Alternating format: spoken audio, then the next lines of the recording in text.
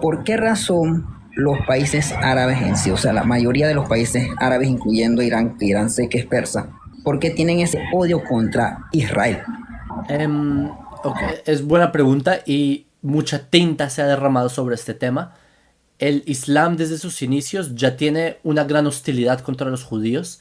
El Islam, particularmente chiita, tiene incluso conceptos como por ejemplo que los judíos somos impuros, ¿sí? Najasad y todas esas ideas que tiene el Islam chiita. Particularmente el régimen ayatollah busca hacer un califato mundial. Paréntesis, el Islam en general buscan que el mundo sea musulmán y por lo tanto en un mundo ideal musulmán debería haber en verdad un califato mundial. Pero los que están tomando una acción propiamente en que esto ocurra es el régimen islamofascista de Irán. Ellos son los que dominan la facción del Islam chiita, que de hecho es la facción minoritaria del Islam, pero digamos entre las dos ramas principales. Y lo que al ellos estar buscando un califato mundial, ellos ven unos pares de obstáculos para llegar a su objetivo del califato mundial. Paréntesis, ¿qué es un califato? Califato es este reino, digamos, este imperio basado en el Islam, que todos son musulmanes y se aplica la ley del Islam, la Sharia y todo esto. Entonces, Irán ve un par de obstáculos en lograr su hegemonía mundial. Y ellos lo llaman el Gran Satán y el Pequeño Satán. ¿Quién es el Gran Satán? Estados Unidos. ¿Y quién es el Pequeño Satán? Israel. Entonces, por eso es que ellos ven una, digamos, una piedra en el zapato al ver todo ese, que en todos esos cantidad de 20 y pico países árabes que hay, musulmanes también, casi 50, ven uno que es diminutamente un país judío. ¿Qué pasa? Que esta tierra, la tierra de Israel, perteneció al Islam durante su buen milenio casi. Menos, si estoy exagerando, porque fue por periodos, los cruzados tomaron, etcétera. Pero en la teología del Islam existen conceptos para dividir los territorios, que se llaman Dar el Islam y Dar el Harb, las tierras del Islam y las tierras de la guerra. ¿Qué son las tierras del Islam? Es toda tierra en la que los musulmanes reinaron en ella. ¿Qué son Dar el Harb, las tierras de la guerra? Son todas las tierras en donde el Islam todavía no ha reinado. Según la teología islámica, no en todas las facciones, pero sí en la gran mayoría, Dar el Islam, las tierras que le pertenecieron alguna vez del Islam, son para siempre del Islam. Para siempre. Es decir, no sé si acá en este live hay personas de España. Si ustedes viven en la zona que perteneció al Islam alguna vez, sepan que según el Islam, también donde ustedes están debe pertenecerle nuevamente al Islam según ellos. También ciertas zonas de Europa, ¿sí? El Islam, les recuerdo, el Imperio Otomano llega hasta Austria y por esta zona, ¿sí? Entonces, la tierra de Israel, al haberle pertenecido a el Islam durante los periodos, ¿sí? De Salah al-Din, luego el Imperio Otomano, ellos consideran que le deben retornar a este territorio. Los judíos, nosotros, bajo los lentes teológicos del Islam, somos considerados como personas de segunda clase. Los judíos, los cristianos, nosotros tenemos una, ellos nos denominan a nosotros como dhimmi. El dhimma es un concepto, digamos, de supremacía que tienen en el Islam, de que aquellos que viven en el territorio islámico y no creen en el Islam y no son musulmanes, son considerados dhimmi. Los judíos, al no creer en el Islam, si vivimos en un imperio, bajo un régimen islámico, nos llaman dhimmi. El dhimmi tiene un tratamiento de personas de segunda clase que tienen que pagar un impuesto racial que se llama el jizya, un impuesto, perdón, discriminatorio que se llama el jizya, un montón de cuentos así. Ahora imagínate que este grupo de inferiores, llamados dhimmi, liberan una tierra que le pertenecía al Islam. Esto no solamente es un golpe teológico muy fuerte, pero es que no se queda ahí. Los antecedentes del Islam son el judaísmo. Gran parte del Corán se basa en tomar de lo que fue el judaísmo. Hay incluso citas enteras del Talmud en el Corán. El Corán literalmente cita Midrashim. Entonces son una teología que fue basada en el judaísmo. ¿Y cuál es uno de los puntos de partida del Islam?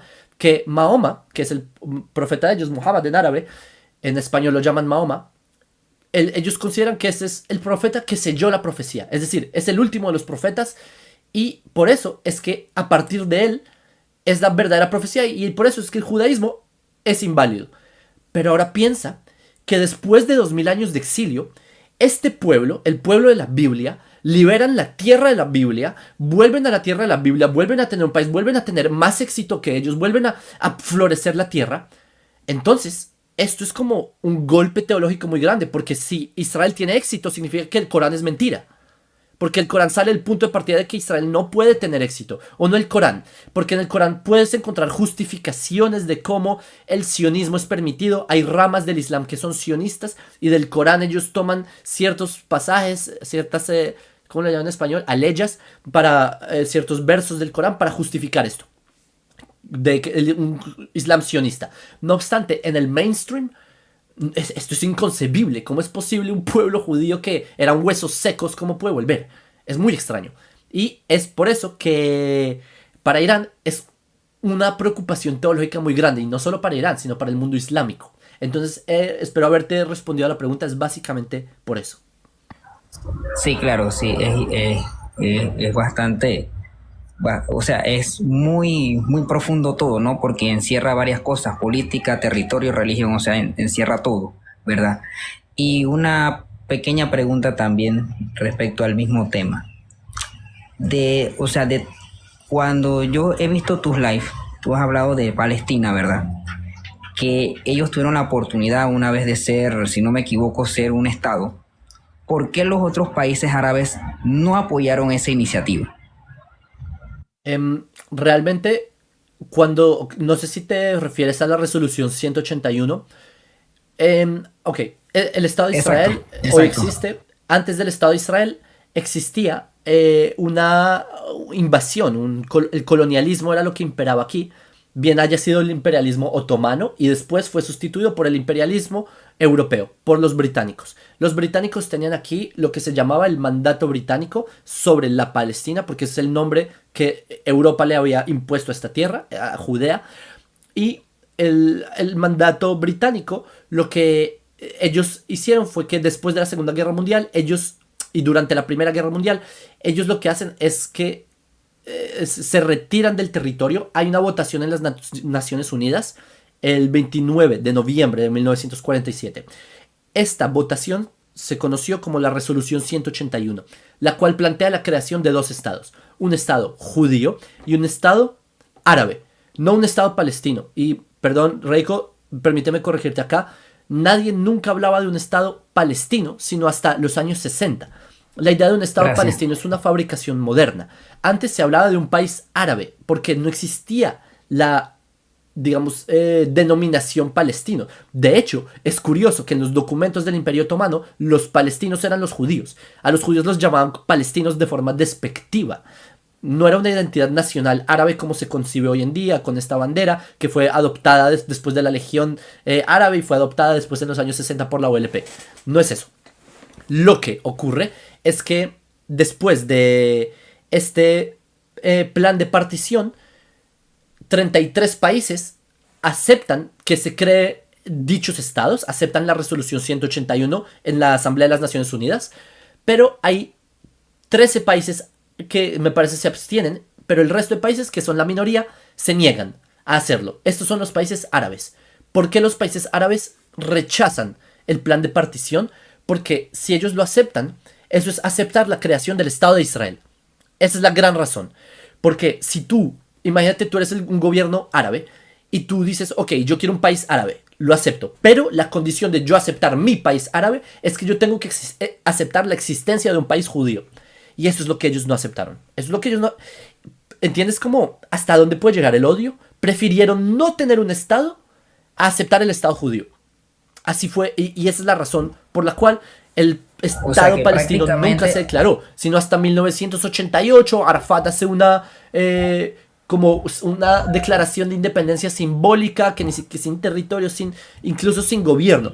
Ya después, en los años 90, en el 93-94, que hay un proceso llamado los Acuerdos de Oslo, Israel nuevamente a propósito, durante todos estos años, desde 1947 hasta los 90, Israel una y otra vez está ofreciéndoles que tengan su autonomía y ellos rechazan. Es solo hasta los Acuerdos de Oslo que los, entre comillas, palestinos aceptan tener una autonomía, y así es como se crea la autoridad palestina. En el 2005 Israel le entrega la franja de Gaza a los so-called palestinos, ¿sí? Porque nuevamente hago así porque en verdad no es una identidad real, es un invento de los años 60. Es un invento moderno. Y lo que hace Israel es que da la Franja de Gaza en el 2005 para que ellos creen un país. ¿Y crearon un país? No. Lo que crearon fue un lugar llamado Hamastán, donde gobierna el terror hasta este momento, que estamos nosotros liberándolos a ellos mismos de su propio horror. Entonces es por eso. La razón por la que ellos no aceptaron y no aceptan la creación de Israel, de su propio Estado, es porque no aceptan la nuestra. Es toda la razón.